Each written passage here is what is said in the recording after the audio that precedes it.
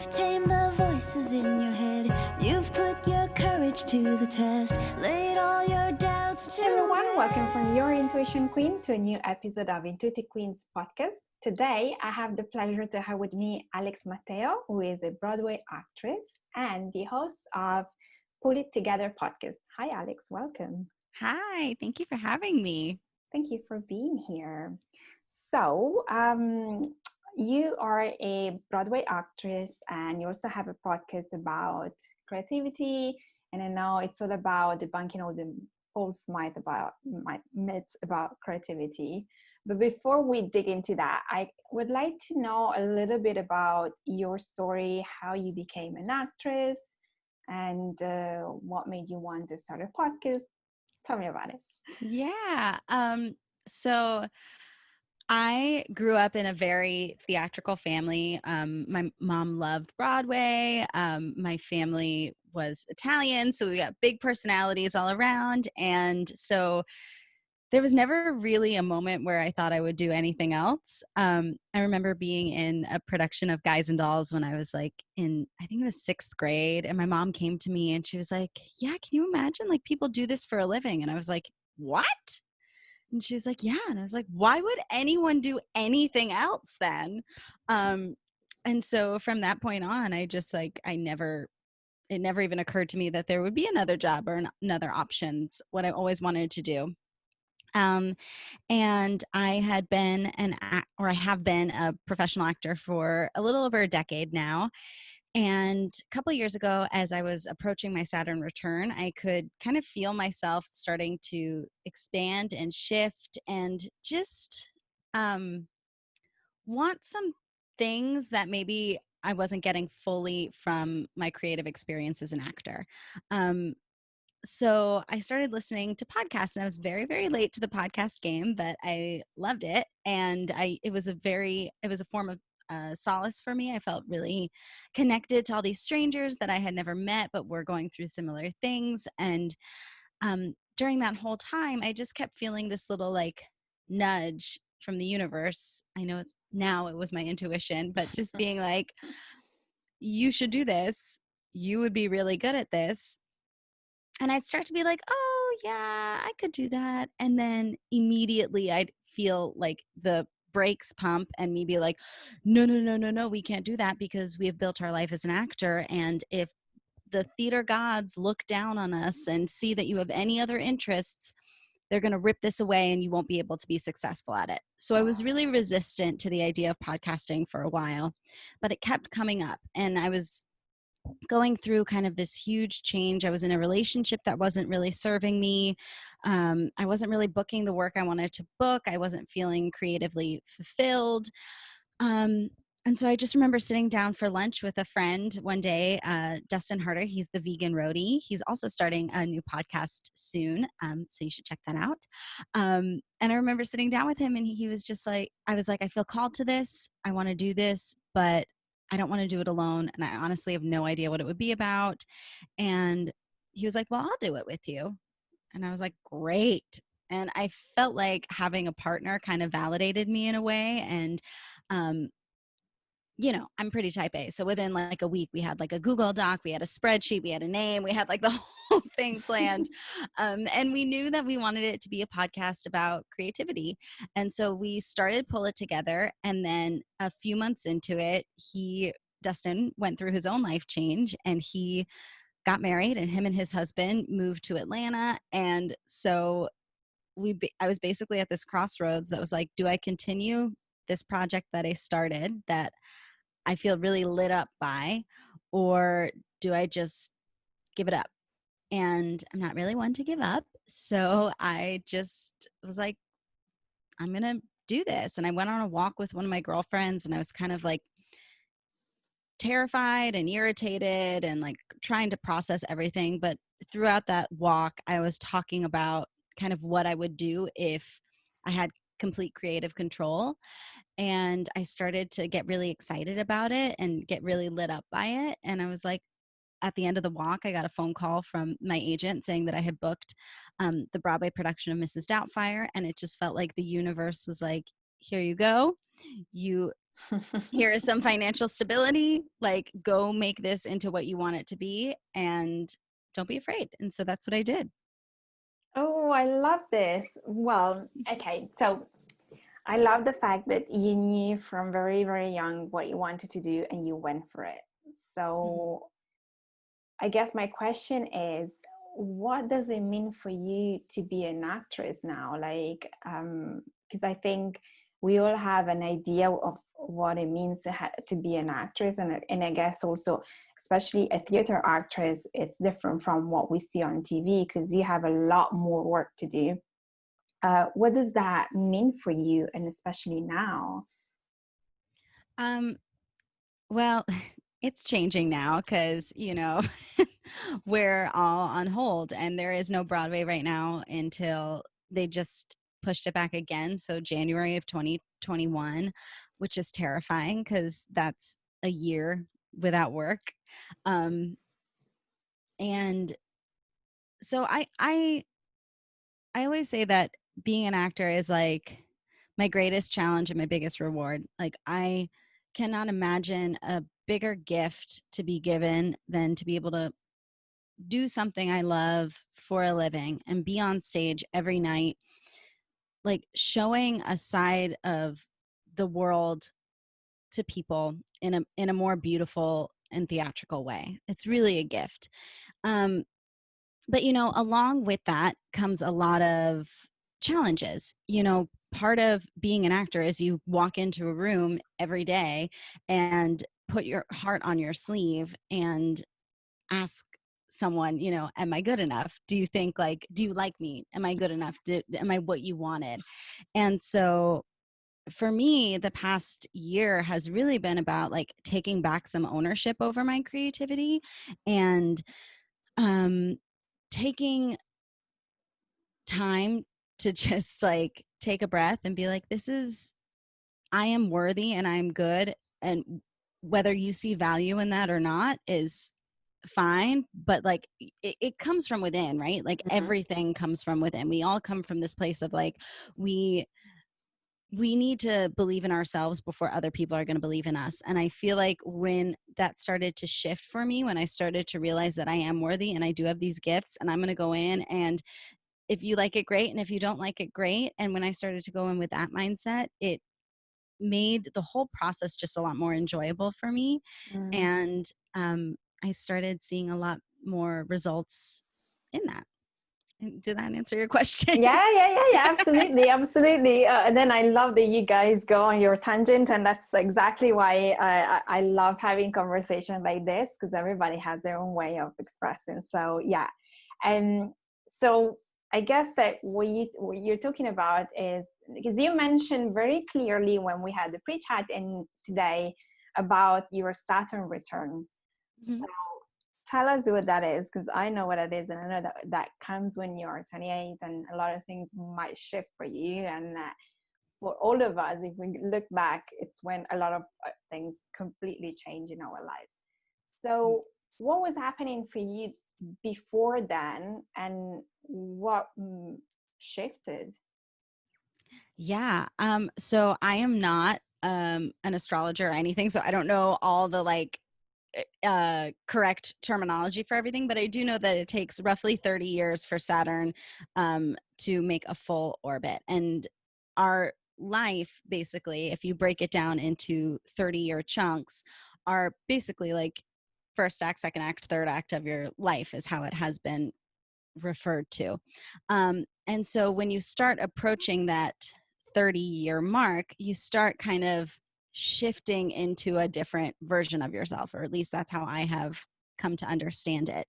And, you know, prior to my Saturn return, I had been working a lot. I had been on Broadway several times. I had been in like 5 national tours, and I had spent pretty much my whole life as an actor, but really on the road and living like, out of a suitcase for 5 years at a time. And I, around 28, 29 was like in a relationship that was really not healthy, and that um, I wasn't listening to myself. I didn't give my voice any power. So I was in this space where I could just like feel myself kind of expanding and feeling myself wanting to grow and wanting to change and really wanting more things in life, because I think that especially as performers or creatives, you start out and the bar is so low when you start out as like saying you want to be an artist for a living. Like people are like, you will never make any money. It's like every parent's worst nightmare is to hear that like their child wants to be a performer. And thankfully, like that was not my experience with my family, but the whole mindset around it is that like you will struggle and you will not make money.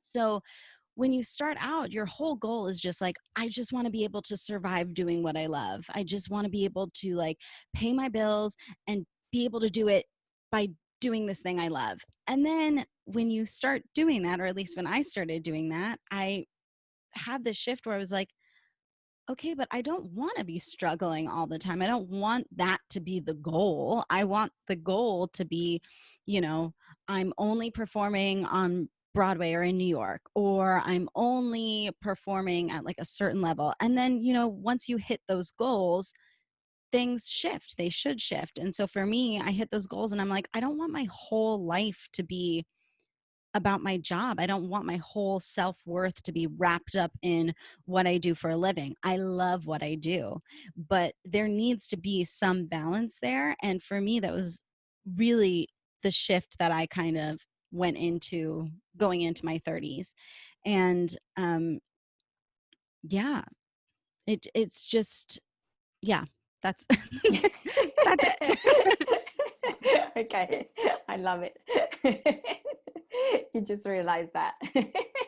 No, I love it, and I agree. I think, especially for being an artist, there are so many misconceptions on struggling, not making money, having to work hard, having to take a lot of time to actually get to a point that makes sense, and possibly having to give up because after a while you realize you don't make any money. And I feel that it's all about the mindset and the work that you put in, and not necessarily the actual reality of things. Well, a little, yes, but also like, so as on Broadway, less than it's like 0.01% of actors are on Broadway. Less than 1% of actors make a living as an actor, 0.01 make a living on Broadway. So it's like a very specified thing. So there are some people who love this with all their heart and will not be able to make a living at it. And it is a really hard thing to go through. I've had a lot of friends who have turned to me and they were like, I feel like you're told from such a young age, if you can see yourself doing anything else, do something else, like you have to truly love it. And so they have let this thing that is supposed to light them up and bring them joy become this like deity to them, become this like, okay, well, it's the only thing.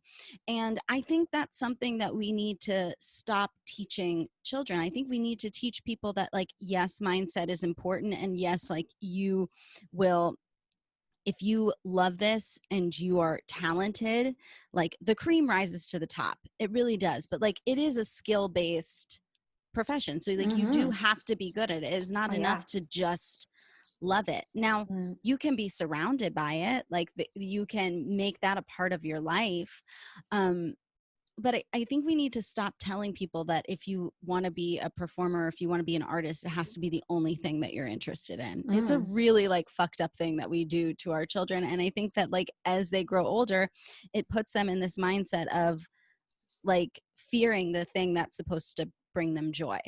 Yeah, I agree. And I feel that now, especially with women and the rising up of all this entrepreneurship, more and more women, and I love Marie Forleo, I don't know if you know her, she talks about being a multi-passion entrepreneur, which is something that I like, because I don't think any of us is made to just love one thing and go for that. Like we can have a lot of different passions, and yes, not necessarily all the time they can come together, but in that way, if you allow yourself to follow more one thing, then you can have a bigger view of things. And of course, you're going to have to decide what you want to become and work hard to get to that point.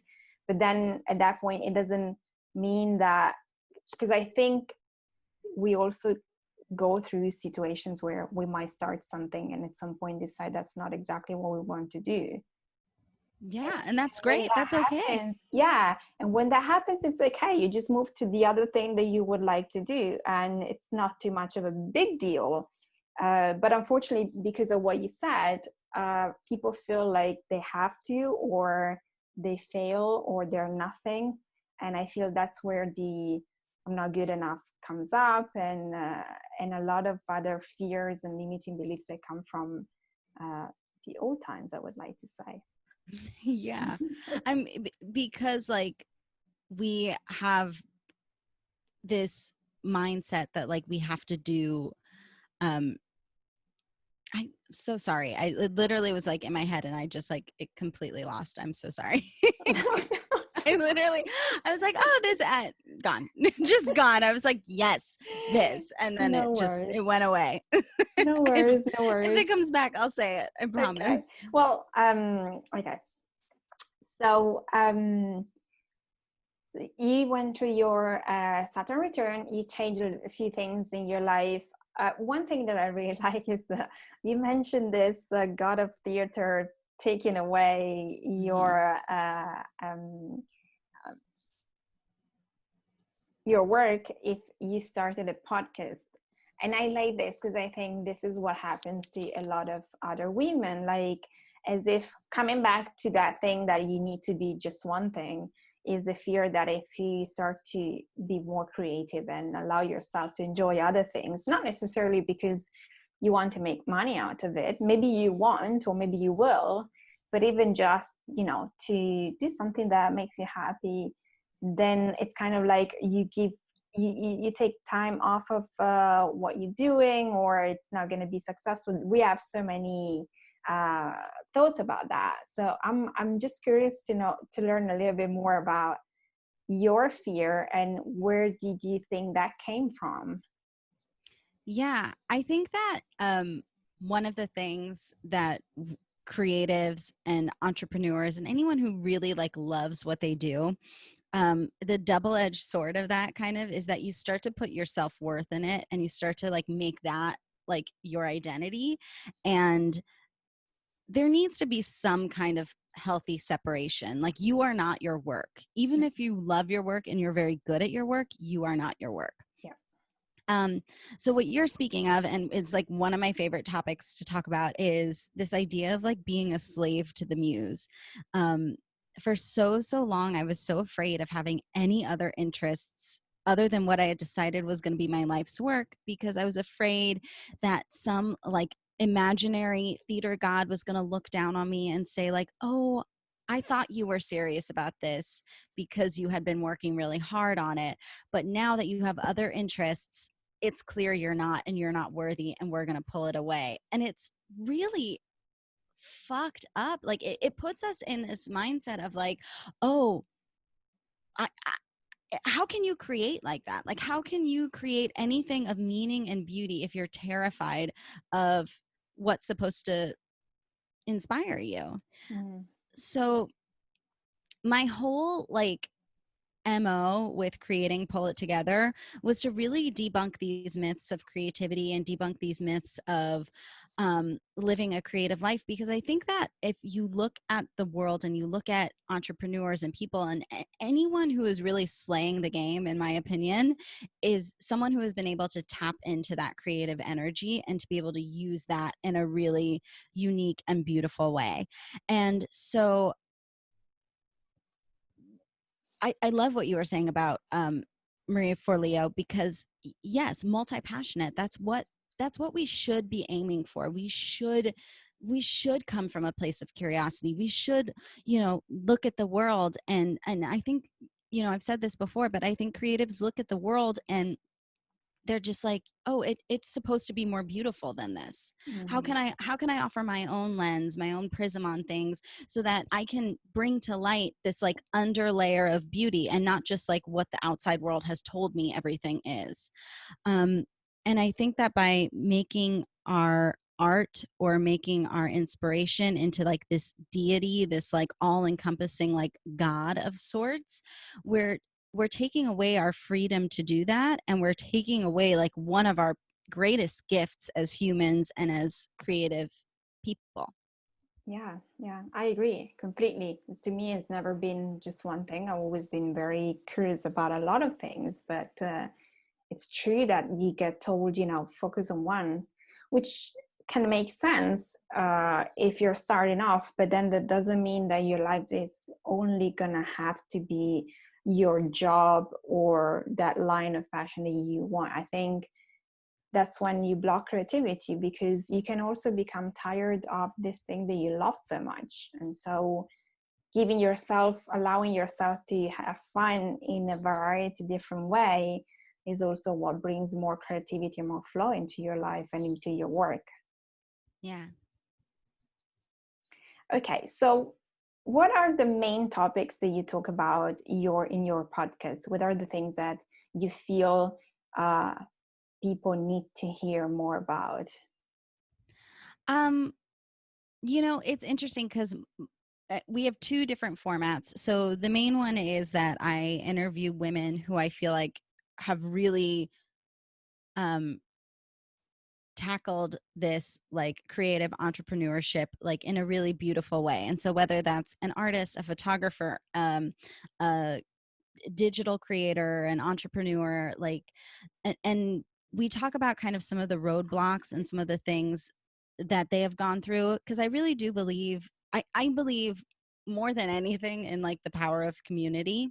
And I think that by allowing a space for women to share their stories, um, gives other people and women identifying people the ability to learn from that, and gives them permission to uh, step into their own creative power, and to um, just just gives them creative permission. I think something about like talking to other people or listening to other people talk. Someone says something and you're just like, Mhm. oh, yeah, that makes sense. I do that. It kind of like just allows it to be everyone's experience to be okay. It makes people feel like they have someone who's going through what Yeah. they're going through. Um, so we talk a lot about fear. We talk about, imposter syndrome comes up a lot. We talk about this idea of like being a slave to the muse. We talk about people's upbringings and Mm. how, they got to where they are. And then occasionally, like every 6 or 7 episodes, I have someone from like my tribe, one of my best friends, come in, and we sit down and we talk about a topic that plagues creatives. So whether that is fear or rejection or being addicted to like extremes, and we talk about that. So it's a very organic podcast, and we really talk about just living a creative life that is a little bit more holistic, that is a little more in line with like an intuitive um, way of life. Mm-hmm. Yeah, I agree, because that's what I do as well. Like with this podcast, that's like inspiring women to take action, to do something about whatever it is that is your dream, or even just be inspired to better their life somehow. Because as you said, there are so many people think that they are alone going through certain situations, and the reality is that we all go through similar stuff. And when you hear that someone else has gone through the same thing, that you feel like, oh, okay, so she made it, I can make it too, or maybe I can do this. And I feel that this is super important. And in the creative industry, I feel like now probably things are starting to be different.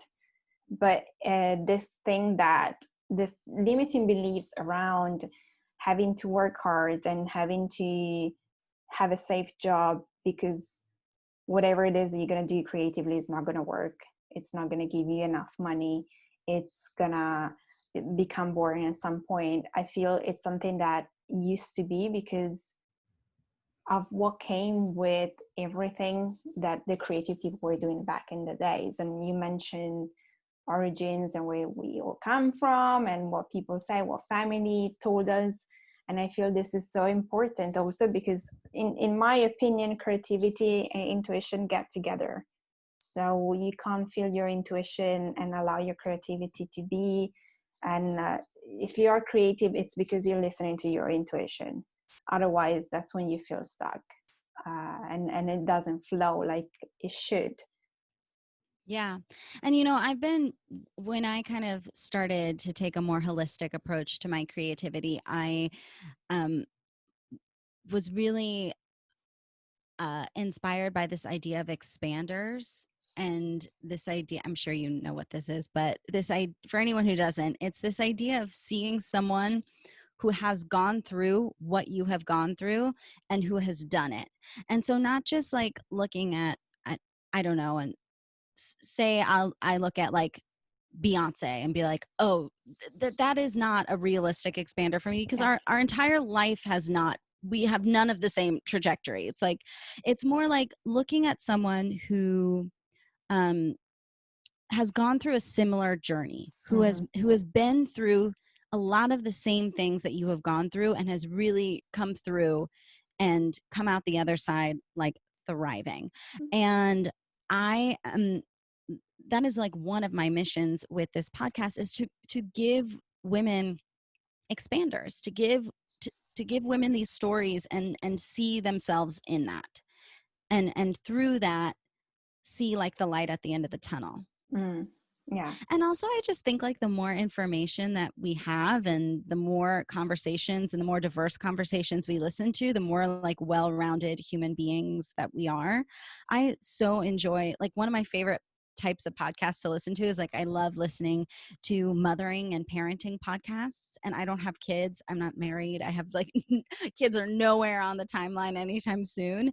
Um, and I find it fascinating because I feel like there's a whole world of people out there that are parents, and I could probably I could identify more with them if I knew more. And so why wouldn't I want to like learn more about that? Just because it doesn't directly affect you doesn't mean that it's not worth investing in and listening and learning about. Yeah, and I think what you just said is so perfect for what we're going through in this year, because I feel that a lot of the discommunication, a lot of the fear that comes from not knowing what other people are going through or not knowing what other culture are going through, it's only because you don't know anything about it, and so you're not informed. And if you start to get more into that kind, and it just all goes down to be a bit more curious and just allow yourself to learn more of something that you wouldn't normally, because that's not part of who you are, like you just said. The kids are not down the line, like it's not in your, they're not in your thoughts. There is you're not in a situation where that's where you're going to, and but still you are curious about something. So I feel that curiosity, it's not just for you, but it's something that can expand your knowledge and your views, and the way you can live your life, independent from work or personal situation. Yeah. I mean, I think that one of my big goals this year has been to get more curious and to ask the harder questions. I think it's really easy to go through life and just assume that you know the answer to something, or assume that because of like what has been told to you and what you've been taught, that like that is gospel. Mm-hmm. And for me, with everything that has been going on in the world, I think it is more important now than ever to ask the hard questions. And if you have inner resistance that comes up, or you have something um, that you have such a visceral response to, instead of just trusting that that response is correct, is saying like, huh, why is that? Why do I think that? what are like the past stories and these narratives that have come up, like why, and just keep asking why, because that's how you get a more empathetic society and a more compassionate like human race. And I think that, God, do we need that? We need that now Yeah. more than Oh ever. my God. Yeah. Yeah. Well, yeah, I feel that this year has been the year that is putting us in front of everything we need to work on, everything we really need to look face to face and work on, because this is the year where all of our survival in mode has been shaken, like safety and security, money, food, and race and everything. So we kind of need to look at ourselves a little and learn more about ourselves, and so then we can learn more about everybody else. And as you said, be also more compassionate. I think it's all comes down to us all the time.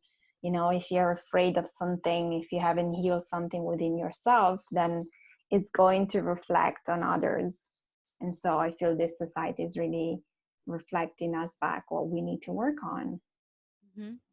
Yeah. And it'll keep showing up. Like that's the one thing that like quarantine has made very apparent to me. It's like the same lessons keep coming up, and it's like, oh, we finally have the time and the space to be like, okay, I keep getting this lesson about patience. Maybe I should investigate that a little bit more and go a little deeper into that. And we have the time, and so why not? You know, it's hard because especially now, I was just having a conversation with one of my friends where I'm like, I, some days are great, some days are wonderful, and then some days like today I woke up and I'm like, do I need to figure out an entire new like life plan at 31? Do I need to like, and do I have to go back to school? Do I have to get a degree in something and go be a businesswoman?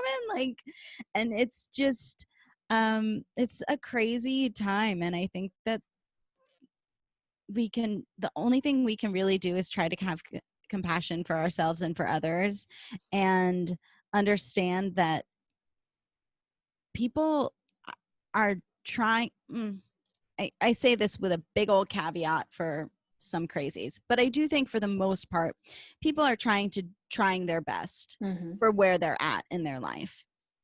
And I think that we have to have a little bit of grace for that, even if it Yeah. may not be where we're at. Yeah, no, I think you're right. I think, you know, I guess a lot of people have had more challenges than others, and there's certainly more than others. But at the same time, you're right. Like, that's the only way forward, because unfortunately, this is something so outside of our control that there's not much we can do. And until this is over, we just have to deal with what we have and who we are, which might also be figuring out a different way to get an income. Maybe not, but maybe, you know, even just starting that mental process of being like, what if, uh, what should Yeah. I go, where should, you know, I think it's scary, but this is what we are being asked to do. What if you change? I've heard a lot of people coming to the conclusion that their job wasn't what they wanted, and this situation and the good and the bad has made them question that even more than before, and they started to take action. Some others instead have decided that they're going to wait, but you know, I think we all deal with situation differently, and it all depends on where you're at. Well, I do think one of like the gifts that has come out of this whole shit show, if you will, is it really is highlighting like what is important and also like what is not working. So like for me, I always assumed I would like live and die in New York City, and this is like I'll be in 500 square feet for the rest of my life, and this is my journey. And you know, this thing happened and really like shook me to my core, and I had my career like violently ripped away from me in a matter of hours. And I just started to be like, it was this realization that was like, oh, I could be happy. Like it wouldn't be the same thing and I would have to learn and there would be sad days, but I do think that like my whole happiness is not wrapped up in what I do, Mm-hmm. which is new for me and was really like a proud moment for me where I was like, oh yeah, awesome, Alex. And then there was a part of me that was like, okay, well, if New York didn't have everything that made it New York, would I stay here? Like, what would I do? And it opened up like kind of this world of possibility in a weird way. You know, my boyfriend makes fun of me all the time because I love to dream. Like when I get overwhelmed, what I find great comfort in is like just daydreaming, just like sitting down and being like, okay, so if like there were no rules and like money wasn't a thing, like what would I do and how would that life look and where would we be? And I've been doing a lot of that. Sorry, my dog is like just It's all right. rolling around here. um and I've been doing a lot of that during quarantine and during COVID, and it's raised a lot of questions that I never would have asked myself normally, and I never would have had the courage to ask myself normally. So I do feel really grateful to that, and I feel like at the end of this, I will be a more well-rounded, stronger human being and creative because of it. Yeah, I agree. I agree. And I think that doesn't depend from what you do, but I think that a lot of people have asked themselves these questions because it's no longer a matter of place. It becomes a matter of what's important for you and what you value most. And as you said, if New York didn't have all of that, where would you be? It's funny because I asked myself the same questions. I was like, after 11 years, maybe it's about time that I go somewhere else. Like I started to feel like, okay, what's about London that makes me want to stay in London? Like, why not somewhere else? And that's And great. yeah, Like and you release the attachment that you have on yes. certain things that you couldn't think about before because you were too busy living your life and going around. And now that you're here and you have your moment and you ask yourself questions. Yeah, you're like forced into like this. It's really almost like the fight or flight kind of thing where it's like, okay, this is the situation and you can be upset about it or you can just be like, okay, open to change. Yeah. And now saying that in and of itself like comes from a place of privilege, and I do recognize that there are a lot of people who that is not their experience and who are like fighting to put food on the table during this time, and my heart goes out to them. And I feel very lucky that even though this was a horrible thing to happen, my life for the most part has been able to stay okay and stay fairly normal, in quotes normal. But yeah, I'm curious to see how things shift because like nothing will be the same after this. So No, exactly. And I think, we are so afraid of change because we think this is going to be the worst thing that happens to us. But this year that we've been forced to change on a global scale, you really have seen what it's important and how after a certain period, how things are not that bad. Like it's not necessarily the end of the world that we have to stay home. And a lot of people have loved working from home or have reconnected with their family, friends, or whatever. A lot of businesses have realized that you can work from computer and, yeah, internet I think it's a lot connection. of the social connection. Like there's been a lot of, families who have 17, 18-year-olds who are spending like all their time at home. Like they're getting these times with their kids that like they wouldn't normally get at that Yeah. age because they're not like itching to be home all like for a 3-hour dinner or have a game night with their family. Or like me and my boyfriend in a couple months are going to go stay for a couple months with my family. And it's like, we would never get that time normally because we live on opposite sides of the country. That being said, I don't think that that is everyone's experience. And I think that we have to be mindful to that as well. I think it's bringing to light some of the like glaring issues of like the country that I live in. I'm sure Mm-hmm. same goes for Mm-hmm. you. Um, while at the same time bringing people together in a way that I don't think they thought was possible. So it's a really interesting look into society and the dynamics of people and what happens in the middle of like crisis and how people react to crisis. It's really, yeah. And also about leadership and who is dealing with the resolution of all the problems. Leadership, lack of leadership. Let's avoid that conversation. Yeah. What I wanted to ask you is, as a creative that is now in quarantine and therefore is not doing what she's supposed to do, how do you stay in your creative flow? Are there things that you do when you're home that allow you to stay balanced and feel good with yourself? Yeah, I mean, of course, this podcast was like a huge thing for me in terms of continuing to connect with fellow creatives and other people who are going through a shared experience. That really lights me up creatively. Even so much as like editing an episode and something about just like using my hands and using my brain, and I really enjoy that. I will say, like, this week has been a rough week for me. I have not been thriving. I do not feel motivated to work out. I don't feel motivated to dance or do anything. Like, it has been a shit show of a week for me. But I would say, like, meditating every day has been really lovely and has been a really nice way to, like, center myself and to, like, focus on my breath.